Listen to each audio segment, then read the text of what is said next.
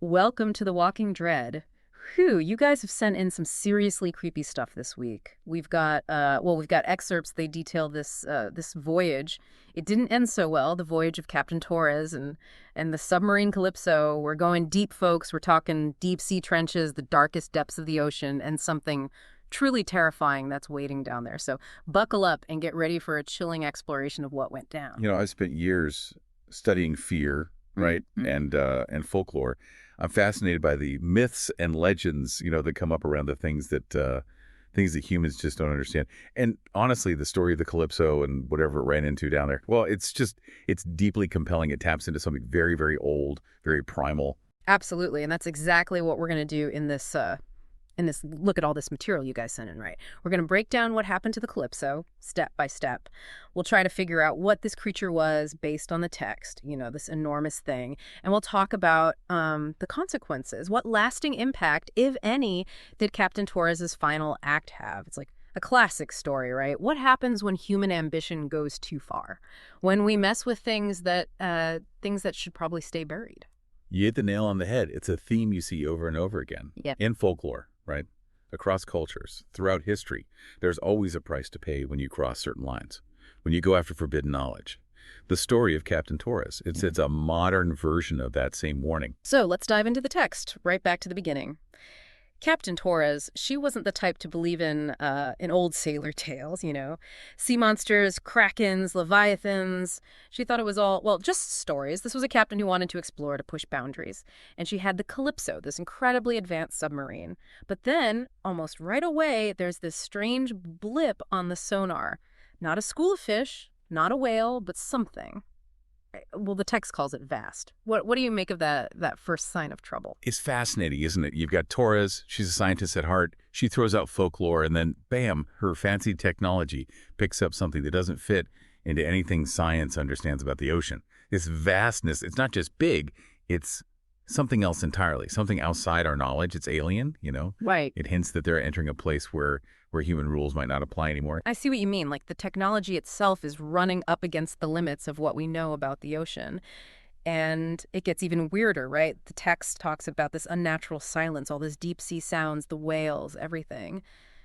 It just goes quiet. And there's this pressure, but it's not described as like the weight of the water. It's like something impossibly old watching them. What is that kind of description? What does that make you think of? That's classic horror right there, that shift. You take away the expected sounds, and you add this feeling of something unseen watching. The whales going silent. It's like even those giant creatures are scared. Yeah. And then that description of the pressure, something impossibly old watching them. It goes beyond a physical threat. It becomes psychological. It's like this ancient, aware being. Its presence is enough to weigh on you. It reminds me of stories about haunted places, that feeling that the atmosphere itself is heavy. Yeah, exactly. It's that feeling that something ancient and aware is there, even before they see it. Then, boom, they breach the trench, this completely unexplored territory. And the sonar contact, it becomes clear what it is. A massive form, segmented, with one giant eye, an eye described as gleaming from its prehistoric tomb. They even managed to snap a picture. What stands out to you about that moment, the encounter, and the fact that they took a photo? It's a chilling image, right? That word segmented, it makes you think of like trilobites, these ancient life forms, older than dinosaurs. Like evolution took a completely different path down in those depths. And the eye, in so many cultures, eyes are windows to the soul. This giant eye, it suggests this. Ancient, incomprehensible intelligence, just observing them and them taking a photo. I mean, it makes sense. Humans want to document things to try and understand them. But in this case, it feels almost defiant.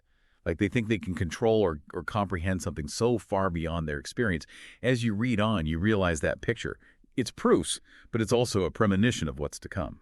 Right. It shows how limited our understanding is. We try to categorize everything, even the things that scare us the most, and then out of nowhere, it attacks. The water boils, but not from heat. It's the creature moving. These tendrils, they're faster than anything we've ever built. They lash out. And the Calypso, the super advanced submarine, is just helpless. It's like this clash of technology and something ancient, something organic. What does that tell us? It's really scary. You see how easily this prehistoric thing takes out our most advanced tech. It's like there's this imbalance of power, human creations versus this raw, ancient force of nature. It reminds us in a very terrifying way that we're not always at the top of the food chain. especially when we wander into places we shouldn't be. Think of all the stories, the myths where gods or primordial beings just swat away human inventions like they're nothing. And then the crew starts disappearing. No screams, no struggle, just, the text says sudden shocked silence as they're taken. The Calypso groans under the pressure, and Captain Torres, surrounded by this nightmare, makes a decision. She overloads the reactor, turning the submarine into a depth charge. What do you make of that choice? She's completely helpless at that point. The text describes her as filled with rage and terror. So she decides to go out fighting. It's a very human response. Even when faced with something way more powerful, we want to fight back, to leave a mark. She sacrifices herself, but it's also a desperate attempt to hurt the creature, to stop it from destroying anyone else. You could say it's a last act of human will right there in the abyss. And with her last breath, she sends one final message, the coordinates, the photo, and a warning. Do not return. Let it slumber.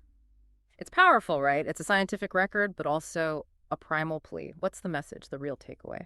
It's like Captain Torres has completely changed. Before, she wanted to explore, to discover. Now she understands the danger, that some things are better left alone. The coordinates, the photo, they're proof of what they found. But the real message is that warning, let it slumber. It means that some knowledge is too costly, that sometimes ignorance is the only way to keep ourselves safe. Then there's the explosion, this flash of light way down in the darkness, and after that, silence. The sonar, it goes dead. The Calypso and the monster, they just disappear. The story becomes a legend, one whispered in fear. It's a warning about ambition, about the dangers of the unknown. How do these kinds of legends, how do they start and why do they stick around? Well, they usually come from encounters with things we can't explain, things that terrify us. They help us process trauma, to set boundaries, and to pass on warnings to the next generation. The fact that this legend is whispered, it tells us about the fear it inspires, maybe even a fear of really facing what happened to the Calypso. It becomes taboo, something you only talk about in hushed tones, a reminder to anyone who goes out to see that there are dangers down there, dangers that science can't explain. But even though the Leviathan is gone, the text says its body vanished really quickly. It says something stayed behind, like a psychic echo of its rage clinging to that trench. That's pretty disturbing. What could that mean? A psychic echo that takes the threat beyond just something physical, right? That suggests that this wasn't just a creature attacking. It was something bigger. Like it affected the very essence of that place. Maybe it left behind a trace of its consciousness or its anger. It's like those stories about haunted places where some energy or emotion lingers after a tragedy.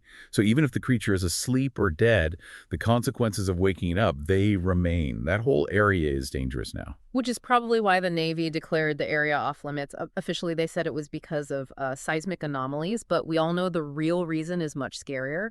And of course, people ignore the warnings. Treasure hunters, right?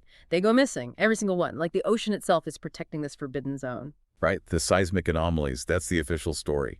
It's how those in charge try to explain things they don't understand. It makes people feel safe. But then you have those disappearances. Anyone who ignores the warnings, they're gone. Proof that the danger is real. It's like the ocean is, it's guarding its secrets, punishing anyone who gets too close.